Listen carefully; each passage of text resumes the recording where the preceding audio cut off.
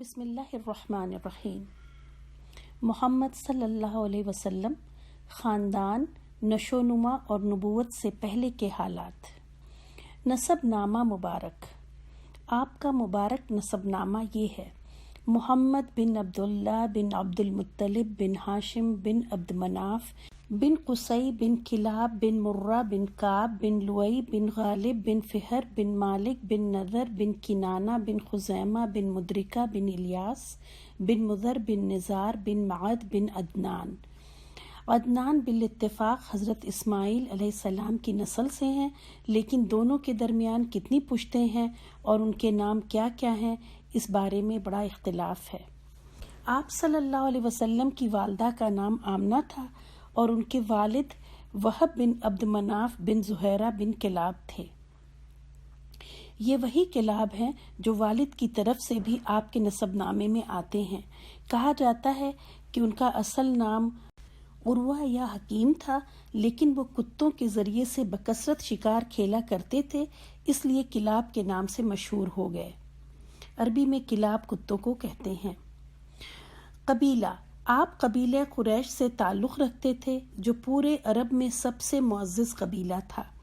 قریش دراصل فہر بن مالک یا نضر بن کنانہ کا لقب تھا، بعد میں اس کی اولاد اسی نسبت سے مشہور ہو گئی۔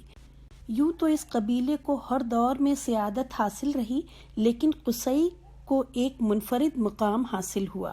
اس کا نام زید تھا اور وہ بچپن میں یتیم ہو کر والدہ کے ساتھ ملک شام کے قریب قبیلہ عذرہ میں جا بسا تھا اور وہیں پلا بڑھا تھا، لیکن جوان ہو کر مکہ آ گیا اور کچھ ہی دنوں کے بعد خانہ کعبہ کا متولی بن گیا۔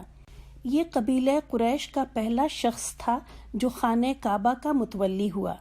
متولی ہونے کا مطلب یہ تھا کہ اسی کے ہاتھ میں خانہ کعبہ کی کنجی ہوتی تھی، وہ جس کے لیے جب چاہتا کعبے کا دروازہ کھولتا تھا۔ علاوہ ازیں قریش مکہ سے باہر آباد تھے، اس نے انہیں اندر لا کر آباد کیا۔ اسی نے حاجیوں کے لیے میزبانی کا طریقہ بھی ایجاد کیا۔ وہ حج کے دنوں میں بڑے پیمانے پر کھانا تیار کراتا اور چمڑے کے بڑے بڑے لگنوں میں کھجور، شہد یا کشمش سے میٹھا شربت بنواتا اور حاجیوں کو پیش کرتا۔ اس نے کعبہ کے شمال میں دار الندوہ کے نام سے ایک گھر بھی بنایا تھا، جو قریش کی اجتماعی سرگرمیوں کا مرکز تھا۔ یہی ان کی پارلیمنٹ بھی تھی اور اسی میں وہ شادی وغیرہ کی رسمیں بھی انجام دیتے تھے۔ قریش کا جھنڈا اور کمان بھی قصی ہی کے ہاتھ میں تھا، چنانچہ لڑائی کا جھنڈا اس کے سوا کوئی نہیں باندھ سکتا تھا۔ وہ بڑا کریم اور عقل مند تھا، قریش اس کی بات بے چوں و چرا تسلیم کرتے تھے۔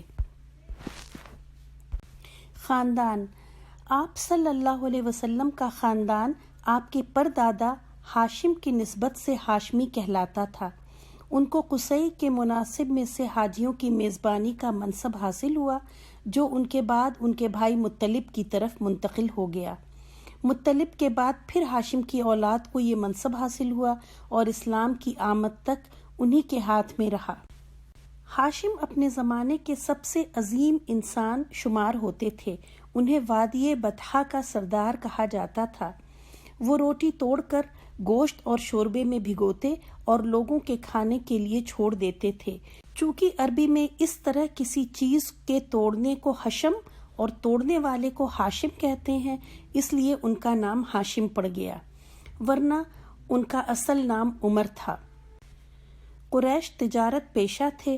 ہاشم نے ان کے لیے جاڑے میں یمن اور گرمی میں شام کا تجارتی سفر منظم کیا اور اس کے لیے دونوں ملکوں کے ذمہ داروں سے ضمانتیں حاصل کیں۔ اس سفر کا ذکر قرآن مجید کی سورہ قریش میں اللہ تعالیٰ کے ایک بہت بڑے احسان کے طور پر کیا گیا ہے۔ ہاشم ایک بار تجارت کے لیے شام جاتے ہوئے یثرب یعنی مدینہ منورہ سے گزرے تو وہاں بنو عدی بن نجار کی ایک خاتون سلمہ بنت عمر سے شادی کر لی اور کچھ عرصے ٹھہر کر ملک شام چلے گئے اور وہیں سرزمین فلسطین کے مشہور شہر غزوہ میں انتقال کر گئے۔ ان کی روانگی کے وقت سلمہ حاملہ تھیں۔ بعد میں بچہ پیدا ہوا جس کے سر کے بالوں میں سفیدی تھی، اس لیے اس کا نام شیبہ رکھا گیا۔ یہ بچہ مدینے میں پرورش پاتا رہا، لیکن مکے میں ہاشم کے بھائیوں اور خاندان کے دوسرے لوگوں کو اس بات کا علم نہ تھا۔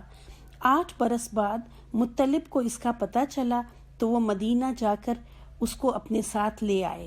جب مکے میں داخل ہوئے تو لوگوں نے سمجھا کہ یہ ان کا غلام ہے، چنانچہ اسے عبد المطلب کہنے لگے۔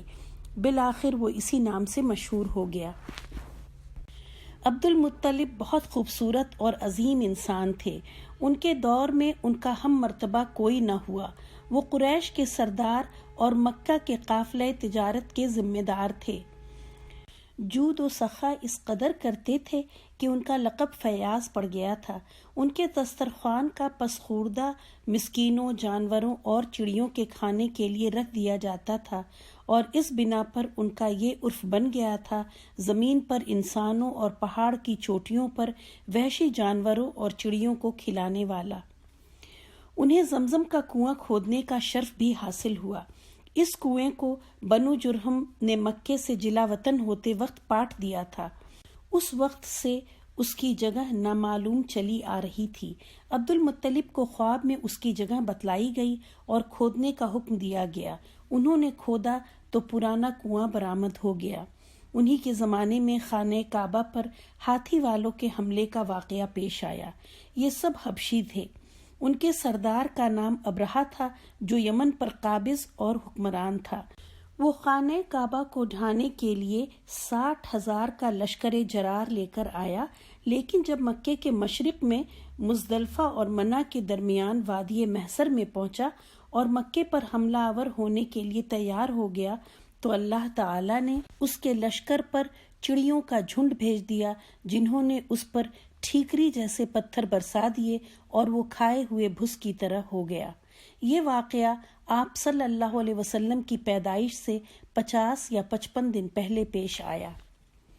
آپ کے والد گرامی عبداللہ عبد المطلب کے سب سے خوبصورت، پاک دامن اور چہیتے لڑکے تھے۔ انہیں ذبیح بھی کہا جاتا ہے۔ اس کی وجہ یہ ہے کہ زمزم کی کھدائی کے دوران میں جب کنویں کے نشانات برآمد ہوئے تو قریش نے بھی عبد المطلب کے ساتھ شرکت کرنی چاہی اور ان سے جھگڑا کیا، جو بڑی مشکل سے فرو ہو سکا۔ یہ دیکھ کر عبد المطلب نے نظر مانی کہ اگر اللہ نے ان کو 10 لڑکے دے دیے اور ہر ایک مقابلے کے لائق ہوا تو ان میں سے ایک کو وہ اللہ کی راہ میں ذبح کر دیں گے۔ جب اللہ کا کرنا ایسا ہوا کہ ان کی یہ مراد پوری ہو گئی، چنانچہ انہوں نے سب لڑکوں کے درمیان قرعہ ڈالا۔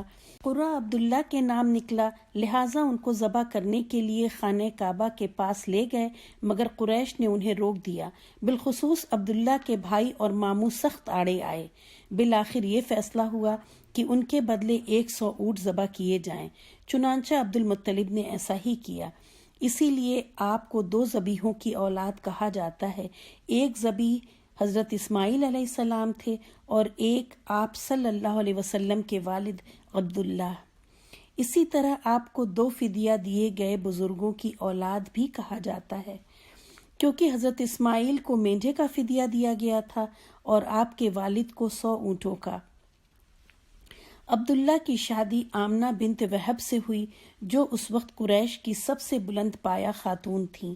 ان کا باپ وہب بھی بنو زہرہ کا سردار اور عالی نسب تھا۔ آمنہ شادی کے بعد ہی امید سے ہو گئیں۔ ادھر کچھ عرصے بعد عبد المطلب نے عبداللہ کو تجارت کے سلسلے میں مدینہ یا شام بھیجا۔ واپسی پر وہ مدینہ میں انتقال کر گئے اور انہیں ناباغہ ذبیانی کے مکان میں دفن کر دیا گیا۔ اس وقت تک آپ پیدا نہیں ہوئے تھے۔ پیدائش: آپ صلی اللہ علیہ وسلم مکہ مکرمہ میں شعب بن ہاشم کے اندر موسم بہار میں پیدا ہوئے۔ یہ دوشنبہ یعنی سوموار کی صبح تھی۔ ربیع الاول کی 9 اور کہا جاتا ہے کہ 12 تاریخ تھی۔ سال وہی تھا جس میں ابرہہ نے مکے پر حملہ کیا تھا۔ چونکہ وہ اپنے ساتھ ہاتھی بھی لایا تھا اور عربی میں ہاتھی کو فیل کہتے ہیں، اس لیے اس سال کا نام عام الفیل پڑ گیا۔ اس روز اپریل 571 AD کی 22 تاریخ تھی۔ پیدائش کے وقت دایا کا کام حضرت عبد الرحمن بن عوف رضی اللہ عنہ کی والدہ شفا بنت عمر نے انجام دیا۔ صلی اللہ علیہ وسلم پیدا ہوئے تو آپ کی والدہ نے خواب میں دیکھا کہ ان کے جسم سے ایک نور نکلا ہے جس سے ملک شام کے محل روشن ہو گئے۔ پھر والدہ نے عبد المطلب کو آپ کی پیدائش کی خوشخبری بھجوائی۔ وہ شاداں و فرحاں تشریف لائے اور آپ کو خانہ کعبہ میں لے جا کر اللہ تعالی سے دعا کی اور اس کا شکر ادا کیا، اور اس توقع پر کہ آپ کی تعریف کی جائے گی آپ کا نام محمد رکھا۔ پھر عرب کے دستور کے مطابق 7ویں دن عقیقہ اور ختنہ کیا اور لوگوں کی دعوت کی۔ آپ صلی اللہ علیہ وسلم کو آپ کے والد کی لونڈی ایمن گود کھلایا کرتی تھیں۔ وہ حبشن تھیں اور ان کا نام برکت تھا۔ اللہ تعالیٰ نے ان پر بڑا فضل کیا، چنانچہ انہوں نے آپ کی نبوت کا دور پایا، اسلام لائیں اور ہجرت بھی کی۔ پھر آپ کی وفات کے 5-6 مہینے بعد وفات پا گئیں، رضی اللہ عنہ۔ رضاعت: آپ صلی اللہ علیہ وسلم کی والدہ کے بعد سب سے پہلے ابو لہب کی لونڈی سویبہ نے آپ صلی اللہ علیہ وسلم کو دودھ پلایا۔ اس وقت اس کا اپنا جو بچہ دودھ پیتا تھا اس کا نام مسروح تھا۔ صوبیہ نے آپ سے پہلے حضرت حمزہ بن عبد المطلب کو اور آپ کے بعد ابو سلمہ بن عبد الاسد مخزومی کو بھی دودھ پلایا تھا، لہٰذا یہ تینوں آپ کے رضاعی بھائی ہوئے۔